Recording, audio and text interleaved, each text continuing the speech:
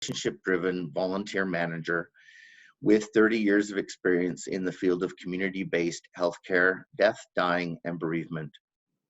Her work at the AIDS Committee of Toronto and Bereaved Families of Ontario, Toronto office, as well as several community hospice programs, has included designing, developing, and delivering volunteer training programs based on the peer and mutual support model and centered in principles of equity and inclusion. She has journeyed with many people through illness, end of life, and bereavement, including both her parents and many friends. She is committed to creating safe and inclusive spaces for people to share their stories of loss, healing, resiliency, and meaning making. And that's her official bio. I will also say Betty Ann was the volunteer coordinator when I first started volunteering with the AIDS Committee of Toronto shortly after my HIV diagnosis in '93. And I have found her to always be a warm-hearted, caring, and loving person. I hope you all will enjoy this webinar. And now I'll give it to Betty Ann to take it over. Thank you. Thank you for those lovely words, Thomas. And thanks to everyone for joining us today. I work at Scarborough Centre for Healthy Communities in the Community Hospice Program, and I've been a facilitator with ABRPO almost since the beginning. So it's really an honor and a pleasure to share space, even though it's virtual space, with folks who are on a mutual learning journey. I want to acknowledge also the founders of ABRPO, Yvette Perot and Wayne Fitton, as well as Christine Leonard, three people who've been incredibly valuable teachers and mentors to me over the years.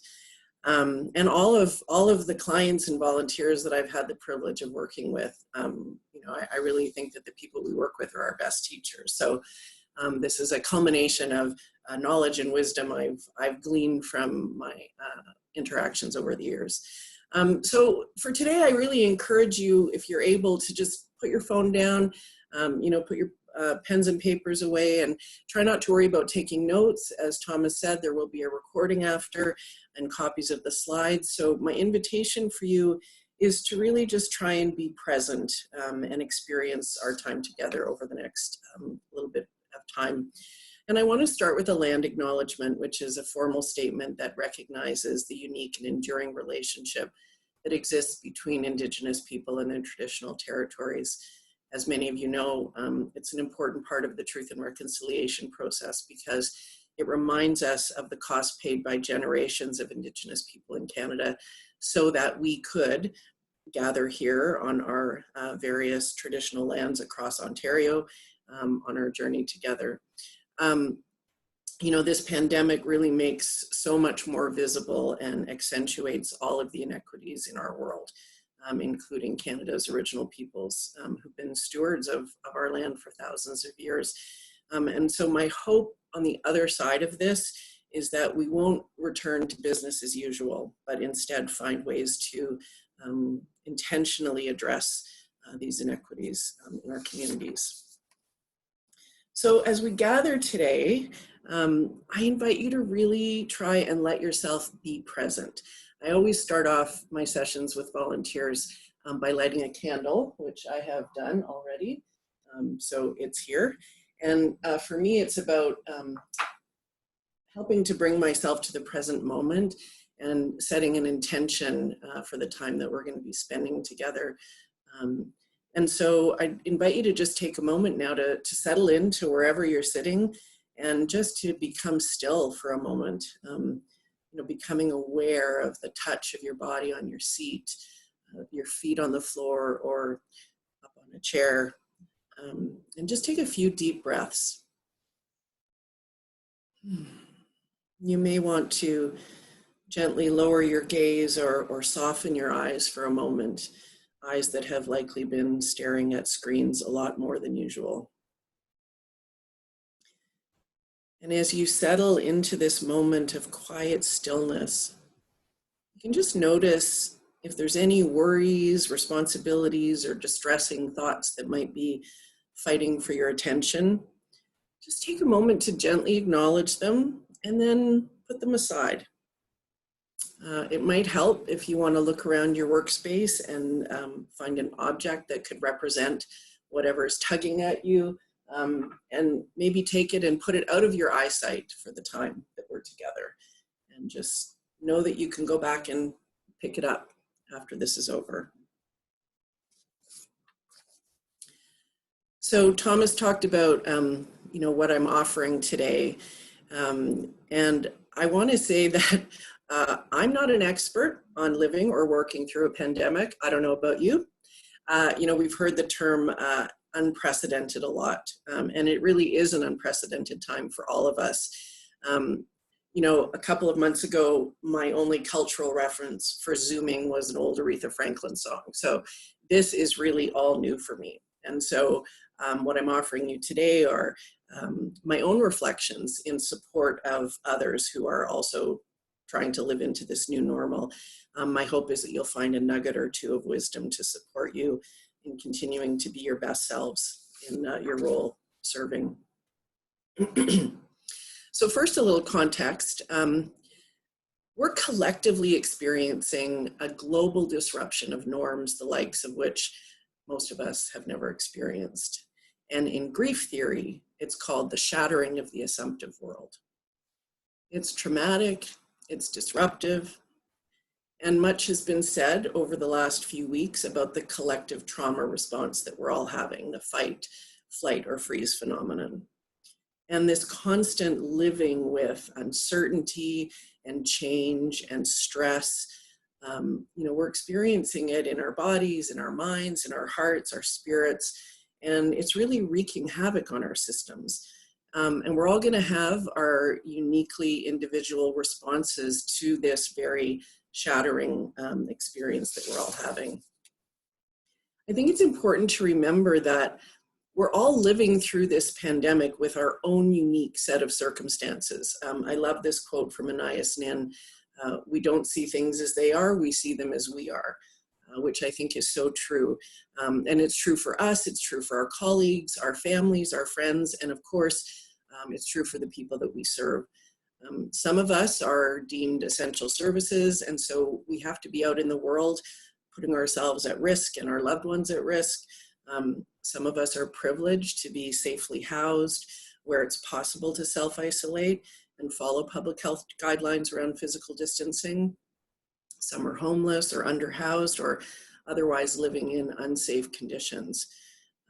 And there's lots of other things that impact how we are experiencing this unprecedented time in our lives. So, if someone has experienced collective or historical trauma resulting from war, genocide, incarceration, poverty, terrorism, natural or human-made disasters, they're going to be experiencing this differently. And grief theory tells us that every loss we experience, and that's both death and non-death related losses, tends to resurrect the thoughts and feelings of previous losses. So not only will our past experiences inform, how we're experiencing what's happening now, but how we've coped in the past is also going to influence how we're meeting our current situation. So our current and changing social locations will impact how we experiencing what's happening now and experiencing as we live into this new normal. So it's really important to be aware that everyone we encounter has these unique set of lenses, and we are all seeing the world and experiencing the world through these lenses. So I think that we can meet ourselves and other people with a lot of compassion around our different worldviews and how that's affecting how we're showing up right now. So when I first saw this meme a few weeks ago, you're not working from home, you're at home during a crisis trying to work, I thought, yeah, totally, that's me. And it's not normal what we're trying to do, and we need to account for that fact. And this really represented my reality, both in the fact that I was privileged enough to be able to transition my work to my home, and also that I would still be able to collect a paycheck. But even within that fortunate employed working at home group, we all have our unique challenges. So, a lot of us have steep learning curves around all the new tech. just even creating a space to work in uninterrupted. Some of us are dealing with families and housemates and sharing the internet, just how many people can be socially connecting and working and going to school and streaming Netflix on the average residential internet account. And I'm sure there's going to be many articles written about pandemic parenting while working full time. And we also see this a lot, we're all in this together. We're all 6 feet apart together.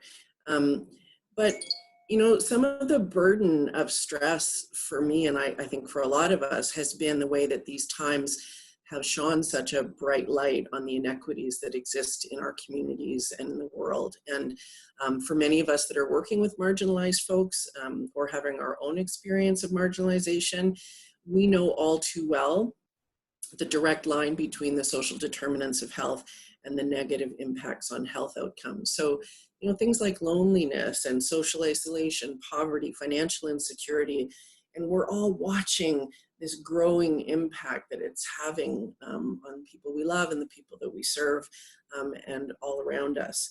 So, some of us are also having to navigate our own fear and uncertainty about the worsening, desperate circumstances that people are facing. For me, working in grief and loss for so long, I have a tendency towards trying to make meaning as a way of coping. And so I found myself during the early weeks of the pandemic looking for meaning and also, trying to find the potential gifts in what was happening. So some of the things that I noticed were, the lessening pollution or increasing health of the planet, watching, spontaneous acts of kindness between neighbors and strangers, and this intentional focus on staying socially connected while we physical distance. And, I even at one point began to feel really hopeful because I thought, wow, people in, previously undervalued positions like grocery store clerks and PSWs and janitorial service workers are finally, getting the recognition and maybe the compensation for their worth. But, as the voices of, needing to restart the economy and get back to normal, get back to business as usual, as those voices have grown louder, I felt kind of discouraged and a little bit panicky, thinking, no, we're not ready to go back. We haven't addressed all these issues. We haven't learned our lessons yet. And so I feel a sense of sadness about that. And I think for those of us that are oriented towards being helpers, our challenge right now is to, hold hope and possibility in the face of despair and uncertainty and sorrow. And that's a tough balance, and it takes a lot of work. So if you haven't figured out by now, this webinar grew out of my own experience of the first few weeks of this pandemic. So there's a quote, Craig, on the next slide. The purpose of life is to discover your gift. The work of life is to develop it, and the meaning of life is to give your gift away. And, I am so passionate about the work I do. Some of you out there may know me. I'm very relationship driven. My work has always been about connection and relationship building and companioning. And so when this all started, I really noticed myself feeling very anxious and uncertain about how this new reality was going to affect my ability to do the work that I love, especially as someone who doesn't have a lot of experience with online learning platforms. And, I find in-person education and training sessions so much richer. I learned from Yvette a long time ago that, doing training with groups is a co-creation. And so this kind of one-way teaching model is very new for me. So I've really struggled with questions of meaning and identity. And as this quote says, the meaning of life is to give your gift away. So how can I be who I really am and bring my gifts to the world when the world as I know it is turned upside down? So it occurred to me that there might be other helpers out there who are feeling the same way. And Viktor Frankl is someone who's written a lot about meaning making, and there's a list of resources at the end of the webinar. So everything I talk about, you don't have to worry about writing down. But Viktor Frankl, who wrote Man's Search for Meaning, I take comfort from some of his words. He talks about meaning coming from three things. And the first is the work we offer in times of crisis, the love that we give, and our ability to display courage in the face of suffering. So I'm leaning into that wisdom as we move forward.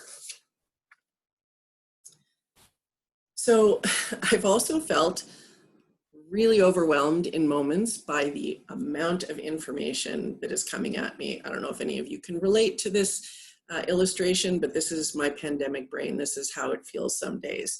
You know, there's just no shortage of emails and posts and offerings, you know, for online learning and articles about, you know, how to become nimble in response to client needs and, you know, how to cope with self-isolation. And I feel such pressure to absorb it all and take it all in. I don't want to miss anything. And at the same time, I'm still trying to acclimate to the reality of COVID-19 and keep up to, you know, speed on all of that. And with all of that, still manage to show up well for myself, for my colleagues, my volunteers, clients. And I want to do that with patience and grace and creativity and compassion. And it's really hard because I feel this sense of urgency to quickly adapt to this new and changing landscape, which, you know, let's face it, has only been in play for what, 2 months, 3 months? So we're still in the very early days of this. So I remind myself to sort of slow down and just give myself a break that, you know, there's no clear map forward for any of us. We're all figuring this out together as we go along. And so when I start to feel frustrated and like I'm spinning my wheels, I try and, you know, be gentle with myself. So I've spent a lot of time in my personal and professional life living with and learning about this thing called grief. Some of you may have seen this illustration before. I think it's so perfect. And, you know, those lenses that I talked about earlier about all of us having, mine include a tendency to sort of look at most things in life through the lens of loss. And so this COVID-19 experience feels very familiar to some of us because it so closely mirrors the grief experience, including that feeling of being parachuted into a new landscape with no map, no compass, no language facility, no capacity, and yet still being asked to figure out a way to keep putting one foot in front of the other when all we really want to do sometimes is just curl up under the covers. So, you know, I think it's really important to remember that grief has no timetable. It's not a linear process. It's more of a spiral. It's a bit chaotic, and that's kind of how this feels right now. It also reminds me of another really important piece of grief theory that feels particularly resonant, and that's the 3 essential questions in loss. So in loss, we're dealing with 3 essential questions that take us across 3 dimensions of time. So who am I? Who have I been? And who am I becoming? And Dr. Samit Kumar, who's a psychologist in a cancer hospital in Florida, he's also an author of the book called Grieving Mindfully. Recently, I was on a webinar with him and he told a story about meeting with a group of nurses in the hospital before their shift on the COVID floor. And they were understandably, you know, tired and scared and overwhelmed and really uncertain about the future. And he posed a question to the group. He said, "What do you want at the end of this?" And one of the nurses replied, "I want to be a whole person." Just breathe that in. I want to be a whole person. And, you know, for me, that essentially means that on the other side of this, whatever that other side looks like, I still want to be able to love myself, love others. I want to come through this experience with my capacity and my heart intact. And I think some of us know this experience from early days in the AIDS crisis, that sense of, how are we ever going to get through this, and what am I going to be on the other side? And I think it would serve all of us well right now at this time to spend some time reflecting on, who do I want to be on the other side of this? I think self-awareness and self-reflection is really vital at this time of, constant change. So in order to do this really important work of self-reflection, which not only is a vital part of integrating the reality of COVID-19 and how it's impacting us now and will continue to impact us, but it's also really vital in providing good service. I need to understand and acknowledge my pandemic brain, and I need to find ways and time to clear my browser history, or clear the cache, so to speak, and do a reset. So for me, it's become a daily practice. I'm really fortunate. I live close to the lake. This is a picture I took a couple of weeks ago. And I think having access to nature has been so important in terms of counterbalancing that relentless intake of new information and strategies and needs and calls to action, and that urgency and that that we're taking in, and all the information that we're taking in. So for me, it's about finding like a quiet little corner of nature, the natural world, to just sort of drop into, even if it's just for a few moments. And that's really an essential daily practice for me. So, I invite you to think about what is your best way to clear your browser history and make room to move forward. So, I don't have time for self-care. Haven't you heard there's a pandemic out there? That's sort of what I've heard some people say. And, I think as helpers, it goes against our very nature to think about or put our own needs first. And I think especially at this time of crisis in our world, stopping to think about ourselves can feel like a real luxury and a privilege that we just can't afford right now. But I invite you to think about something that, anyone who's ever been on an airplane will be familiar with the flight attendant's safety demonstration. And they say, in the unlikely event of a change in cabin pressure, an oxygen mask will fall from the ceiling. And the instructions that we receive from the flight attendants couldn't be clearer. If we want the people that we're traveling with, that we care about, to survive whatever looming disaster may result from the need for oxygen masks falling from the ceiling, we first have to take care of ourselves by putting our own mask on. And that's so counterintuitive. But I think in the current world climate, I really would invite you to think about adopting this as a kind of essential life instruction, because you can't give well from a place of diminished capacity. You just can't.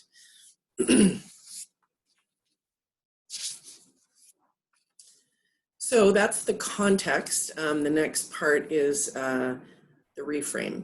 So years ago, I read an article by Rachel Naomi Remen, and it profoundly changed the way I looked at my role in the work.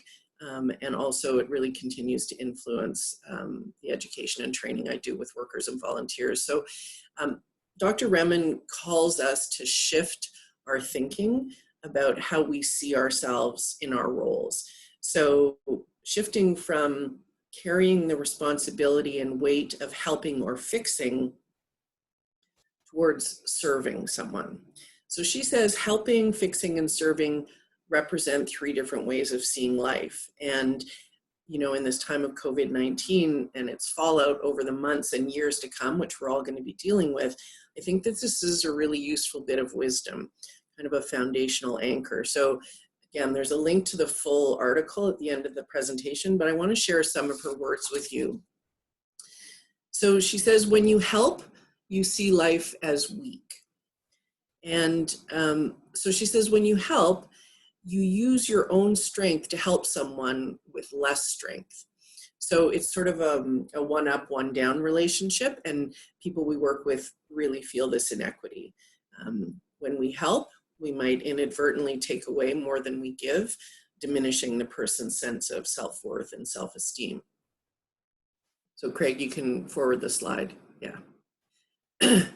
So the second part, she says, is when you fix, you see life as broken. So she talks about, which I love, she says, you know, you don't fix people, you fix broken pipes. So, you know, when you help, you see life as weak. When you fix, you see life as broken. And that's such a judgment, right? And that judgment creates a real distance and really separates us from one another. But instead, she invites us to look at it from a different point of view. She says, we serve with our whole selves. The wholeness in us serves the wholeness in the other and the wholeness in life. So in other words, when we serve, we draw from all of our experiences. So our limitations serve, our woundedness serves, even our own darkness and struggles can actually be of service. So we're not serving from a place of expertise, we're serving from a place of experience, which is a real different way of looking at it. She says, you know, fixing and helping is exhausting. And frankly, in my opinion, I think it's at the root of what we call compassion fatigue. Because if we just keep giving and giving and giving, and there's no reciprocity in the exchange of energy, we're going to be depleted.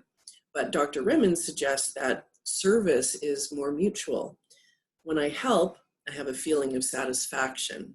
But when I serve, I have a feeling of gratitude.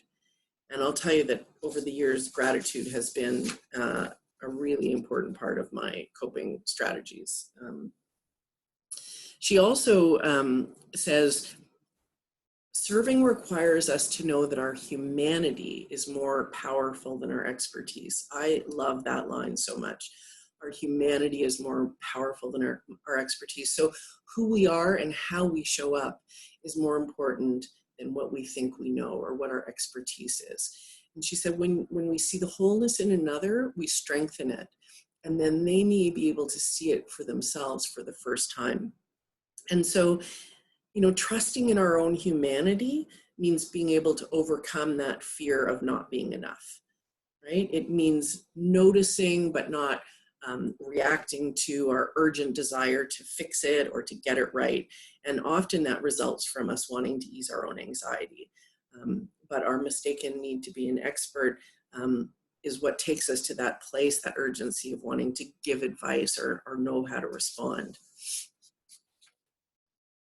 Another way of looking at it is looking at service is through the framework of companioning. Dr. Alan Wolfelt came up with this concept of companioning. He's the director of the Center for Loss and Transition. So he says companioning is about going into the wilderness of the soul with another human being.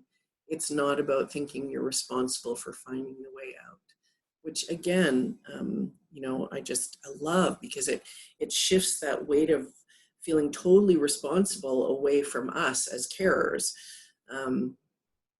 Eugene Balfour, who's a spiritual care coordinator at a hospice in Southern Ontario, also talks about companioning. He says, companioning theory holds that in every shared moment with another, there is simultaneously something being given and something received, which again, that mutuality I think is so powerful.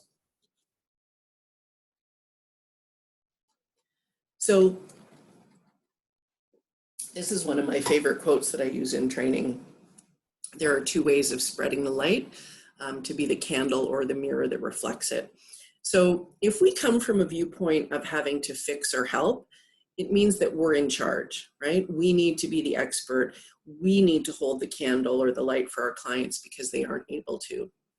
And going back to Dr. Remmon's words, she says, when we help, we may inadvertently take away more than we give, diminishing the person's sense of self-worth and self-esteem. So this Edith Wharton quote reminds me that our most important job might be in that being the mirror that reflects back to people and magnifies their own capacity and resilience. So when we come to service with this as an underlying value, our egos can get out of the way and we can stop worrying about getting it right and instead focus on being present with who and what is right in front of us. So you might be thinking, great, now I see myself as a server and not a helper. So what does that mean? And what do I do? So if I think of myself as a server and I serve for my own humanity, then by extension, I see myself as the tool or instrument of providing service. So I would suggest that the answer to the question, what do I do, is this. The being is the doing. This is something I started saying years ago in volunteer training, because I think that that presence that we bring and how we show up and the quality of our being is actually a very active thing. That is the doing. So being is doing. So what are the keys to being? Well, first of all, exquisite presence. You know, the attention that we can give to another person, the quality of how we show up for another person is so important, especially right now. And how we bring ourselves to someone fully and attentively. Parker Palmer wrote a really amazing article called The Power of Presence, and I would encourage you to read it. There's a link at the end. I also think that focusing on authenticity and something that Margaret Wheatley talks about, which is approaching each encounter with another human being with humble curiosity.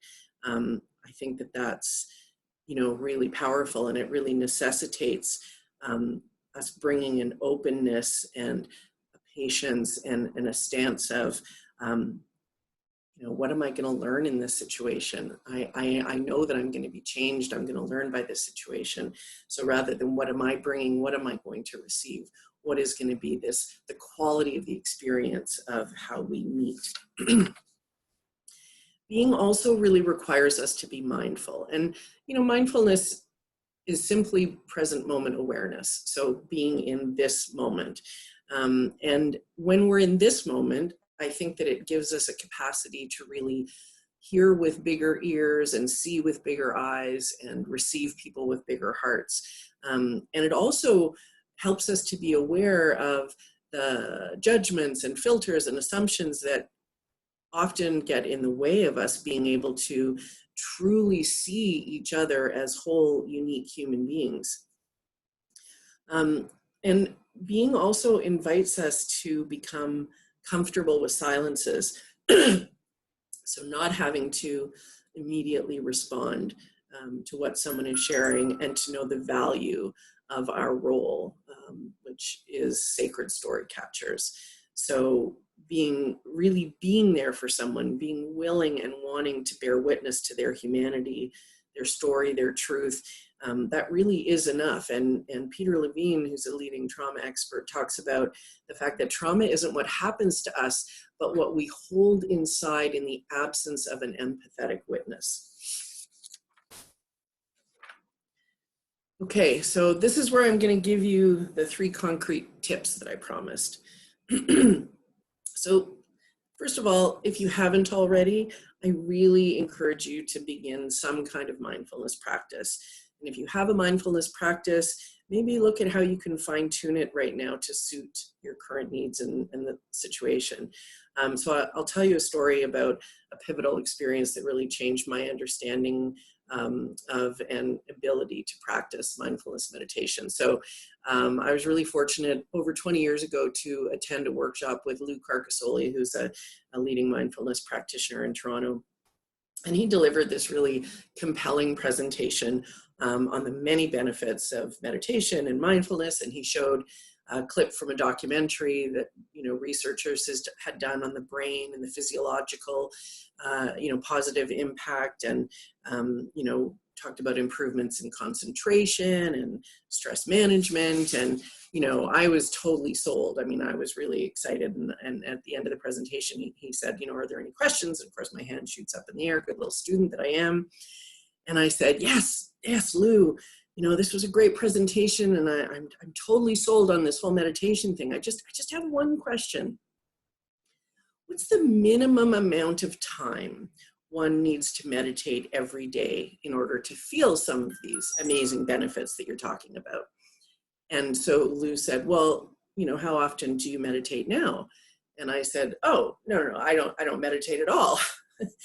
To which he responded, well, pretty much anything more than that, and you're going to find some benefit, which really was the perfect thing for him to say, because if he had said, you must rise with the sunrise and sit on a pillow in the lotus position for an hour every day, I never would have done it. But what he said to me was, you know, can you find 5 minutes in your day, sitting on the subway or just before you're going to sleep, to just bring your attention to your breath or bring your attention to the present moment? And, you know, he gave me some suggestions for guided meditations I could listen to. And I started out really slowly, and I made it a really simple practice. And I'll tell you something, it's made all the difference. And especially now, one of the first things that I did a few weeks ago when this all started was at work, we have a software called Teams where, you know, we meet virtually like on Zoom. And I created a mindfulness, midday mindfulness team. So every day at noon, you know, whoever wants to join in can join me, and we do like 15 minutes of mindfulness, because I knew that there was so much happening and I could easily get overwhelmed and get too far ahead of myself, that practicing mindfulness really helped me to be in the moment. And, you know, I think that this is another piece of wisdom that I've been fortunate to receive over the years, that, you know, if I want to learn how to sit well with other people, and that's to me what service is all about, I need to learn how to sit well with myself first. So mindfulness is a gateway to that. So the second tip is learn what it means to really hold space. So, you know, how we hold space and, you know, learning how to be comfortable with the discomfort and cultivating that capacity to hold space, I think, is something that's really, really important. Holding space for ourselves, but also for other people. So I don't know if we're going to show the quick video. It's only like a minute and a half. Sorry, Betty Ann, we forgot to embed that separately. Okay, so that's people okay. Can click on, so when we send out the presentation, they can click on the link themselves and be able to watch it. My apologies. Awesome. There's also a really great article on holding space, and I've also included a link to that. So that's tip number 2.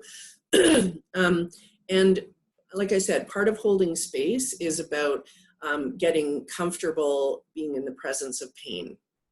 So I think our most important role right now is to be able to hold steady and bear witness to the stories that are coming from people, and that are going to come from people in the months and years to come as a result of this. So, you know, right now we might be sitting with someone virtually who's really struggling and in crisis, and we may not be able to do anything concrete to change their current circumstances. And that is really, really painful. But here's what I know. Struggle is an important part of any growth experience. And so, you know, it's important to know that being in the presence of someone else's pain is a skill that we can develop, right? So it's really hard. It's really, I mean, I know it's hard to be in the presence of my friends and my loved ones' pain, never mind a client that I'm working with. But I'll offer this to you, that if you've ever watched a butterfly emerging from its cocoon, and I highly recommend, if you haven't been to a butterfly conservatory, this photo I took at the Niagara Falls Butterfly Conservatory, or as I like to call it, the happiest place on earth. If you've ever stood and watched the birth of a butterfly, the emergence from the cocoon, it looks really painful, right? Like, you know, those little butterflies are like fighting to get out of their cocoon. And when I stand back and watch, I think, oh, that looks so painful. And the struggle is real. But I would offer to you that just as butterflies really need to be left to their own devices to work their way out of their cocoon, I learned that that is actually how they grow the muscles in their wings to fly.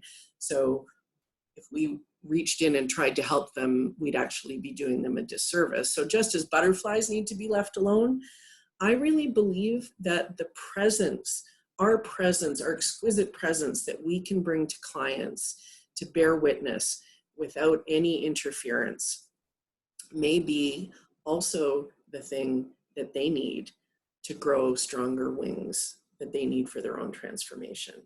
And any of us who've lived through the experience of loss, we know that it's a transformative experience. And we know one of the most powerful things to help us learn to live with this really painful but necessary transformation is to have witnesses. So remember that being is doing. Being, if you're with a client, if you're with a friend and they're struggling and you want to move in to fix it or change it or give them advice, try and bring in the image of the butterfly and just hold space. The third tip that I'll offer you is to find your go-to strategy for staying grounded. I'm right now doing one of them. I'm holding a stone, which I always hold when I'm doing training because it helps to bring me back into the moment. You know, at the beginning we did the just taking a few deep intentional breaths.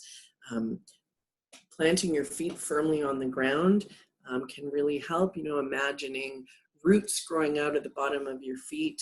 You know, it all sounds a little bit airy-fairy, but it works, trust me. Having a grounding object, something again that, you know, you might actually want to use a stress ball, which is a little bit more fun because you can squeeze it, but something that you can hang on to. And then another technique is called bracketing, and that happens to be my personal favorite. So I'm going to walk you through what that means. So we all get triggered doing this work, and that's the reality. Doing this work of service, and maybe now more than ever, because we are all dealing with so much constant change and stress and uncertainty while we're supporting others who are also dealing with that. So it's really important, I think, to remember that your thoughts and feelings are valid, right? So bracketing is a simple 3-step process. So when you're with someone and your own story gets triggered or something the person is sharing with you really brings up a feeling or a memory for you, the first step is to acknowledge it, right? To just acknowledge it's there, it's distracting you, it's okay, it doesn't make you a bad person. It's actually a normal part of the process. The second step is to deliberately, as this illustration shows, take a set of brackets and just put it around whatever thought or feeling or experience you're having in that moment.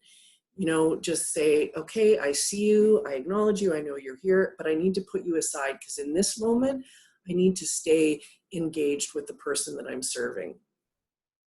And the third step is to return to that later in order to address it. So to go back to whatever it is you put in your brackets and pick it up. And I think if we want to succeed in being fully present with the people we serve, we really do need to find a way to acknowledge what's happening inside of us, put it aside so that we can be effective in the moment. And then the key, I think, to this bracketing technique is if you make a deal with yourself in the moment that you're going to acknowledge something in your own story that might be coming up, you need to go back to it, because if you don't return to deal with whatever's come up, the bracketing technique will stop working. I know this from experience. So you can't cope with something until you first name it. So how you take those brackets off is up to you, and it's going to be as unique an individual as you are. So, you know, some people may choose to do something physical, like go for a walk or a run. Some people might do some self-reflective writing. Some might need to find someone to hold space for them so they can vent. But whatever you do, know one thing, that, you know, feelings can be postponed, but they can't be denied. That's another thing that I've learned the hard way. So bracketing is only going to work if you actually tend to those thoughts and feelings. And, you know, this is a really simple mindfulness technique for dealing with feelings. Notice the feeling, name the feeling, sit with the feeling, let the feeling go. Sounds very simple. It's not. It's complicated and it's not easy, and it takes practice. And however you choose to unbracket, you know, find safe spaces to do it. You know, I know there's a lot of stuff online right now. I think Government of Canada just launched a new website called Wellness Together, where you can access online supports. You know, look to your team. Sometimes it's hard when you're on a team where you're all helpers. It's like, who's going to actually be the one to admit their vulnerability first and say, hey, I've got these feelings coming up.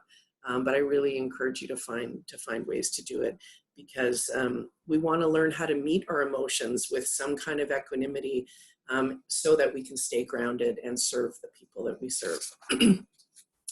So finally, I'll just say that it's virtually impossible to be a strong space holder unless we have others who will hold space for us. So please find your space holder. And then the last slide I have is a quote that really resonates with me. Once the storm is over, you won't remember how you made it through, how you managed to survive. You won't even be sure, in fact, whether the storm is really over. But one thing is certain: when you come out of the storm, you won't be the same person who walked in. That's what the storm is all about. So this storm that we're living in is transforming us. And I hope that I gave you something today to help you weather the storm.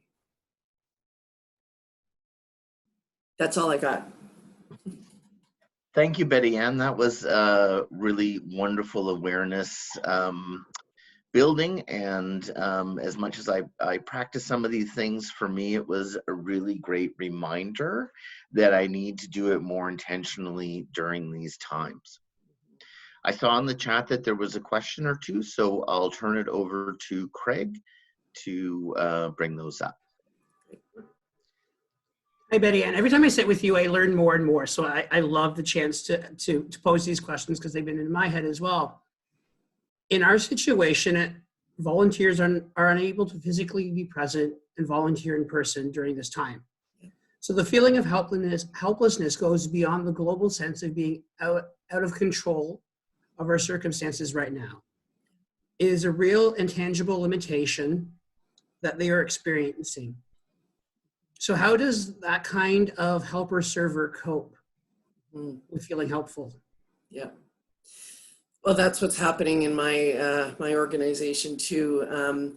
I think that, I mean, the first thing I think we all have to acknowledge is that we need to find new ways to feel helpful.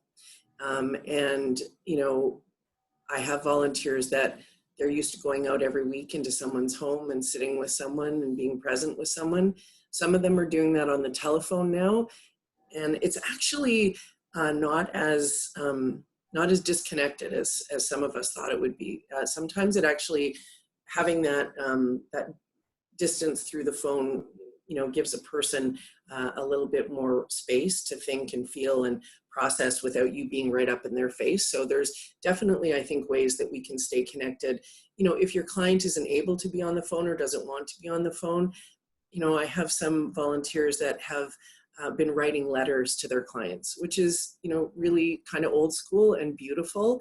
And, you know, even writing a little note and dropping it by if you don't want to trust it going in the mail. But also I want to really encourage you to think about the fact that energetically we can still be connected to people even if we're not in the same room with them. You know, so many people are dealing with this with their loved ones who are being hospitalized and they're not able to be there. But there is something I think very powerful about intention. And I think that energy follows intention. And I think that in whatever way makes sense to you, to find ways to still will good to your clients, and to believe that that energy will actually impact. And talk to your fellow volunteers and friends about how they're doing it, because there's a lot of creative ideas out there that are happening. So, you know, don't be afraid to talk about it. Like I said, you got to name something before you can cope with it. So I think that leads into one of our next questions, Betty Ann. What if you're feeling phone calls to clients are adding to your stress? Yeah.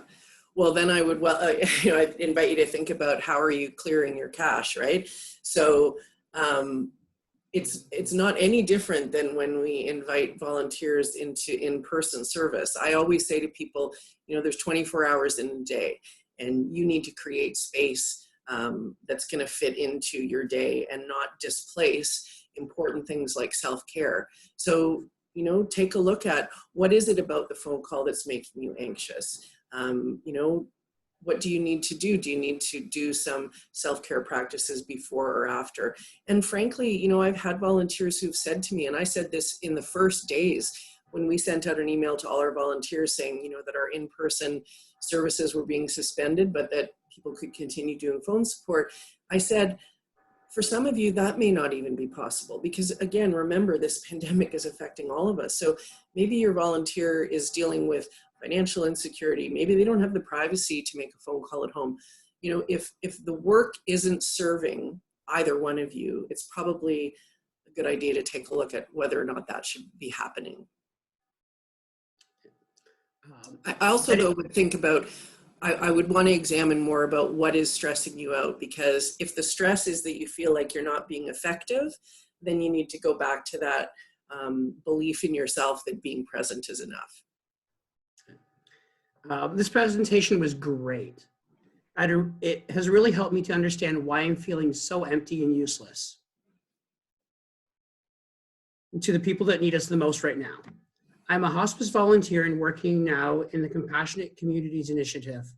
Through hospice, to reconnect isolation and lonely seniors to their community has improved the quality of their lives. Needless to say, this initiative has stopped. Yeah.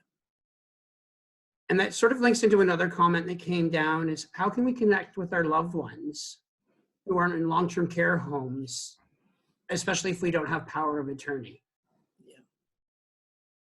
Yeah, I have several friends who are in that situation, and a lot of our seniors don't have the technology to operate, you know, FaceTime. So one thing I've seen is that people have their loved one either go to the balcony of their room or go to the main floor where there's a window, and they meet outside and talk on the phone, you know, or bring signs or sing or play music. Again, I really think that intention has a lot to do with it. So, you know, finding a way to communicate to your loved one, I really wish I could be there. I can't, but know that I'm out here thinking of you. And maybe you're doing things like listening to their favorite music or watching their favorite TV show, but to let them know that you're really consciously and intentionally carrying them with you every day in your heart, even if you can't physically be with them. Next comment I have for you, Betty Ann, is thank you so much, Betty Ann, for strengthening my beliefs of allowing my humanity to be involved in everything I do, alone or with others, family, friends, store clerks, strangers I come across. All my love. Amen. And the last comment that we have at the moment is excellent, helpful, and informative. Thank you. Oh, you're very welcome. As I said, there's a lot of resources that are at the end of the presentation, so I really invite you to explore some of them. But let this be a time of bringing as much exquisite presence and compassion to yourself as you do to the people that you serve, because you deserve it. And it's a tough, tough time for all of us. Well, I want to thank Betty Ann Rutledge for putting this presentation together and agreeing to do it. I don't remember you saying this in your beginning, but this is Betty Ann's very first webinar, and I know she was very nervous about it, and I hope you will all join me in thanking her very much in doing an amazing job. Congratulations, Betty